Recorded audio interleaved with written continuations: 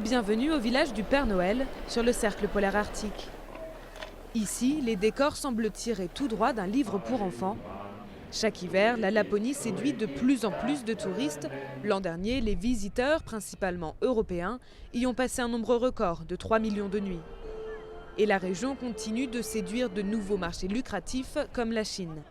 Les groupes de clients aiment faire des activités différentes ici. Le traîneau à chiens et les longues randonnées sont populaires auprès des visiteurs français, par exemple. Les voyageurs britanniques sont particulièrement intéressés par les motoneiges et les touristes asiatiques sont plus intéressés par les aurores boréales.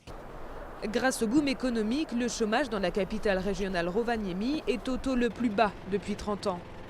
Mais pour les locaux, le tourisme de masse est une préoccupation croissante.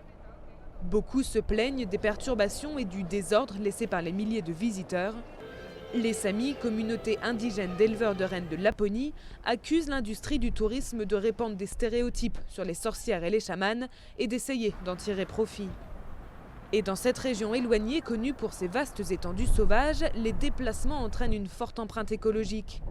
Selon les scientifiques, cette partie du monde se réchauffe 2 fois plus vite que la moyenne mondiale. Nous sommes très dépendants du trafic aérien. C'est pourquoi nous essayons de faire savoir aux touristes qu'ils doivent compenser pour leur vol lorsqu'ils viennent en Laponie et utiliser les services locaux, les produits locaux.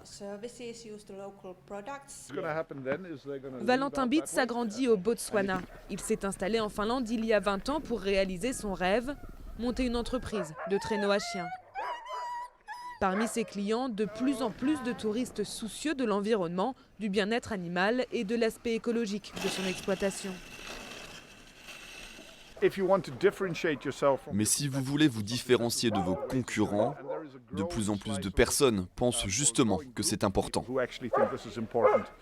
Preuve que l'industrie du tourisme en Laponie, domicile officiel du Père Noël, va devoir s'adapter aux défis d'un monde qui change, sans l'aide de la magie.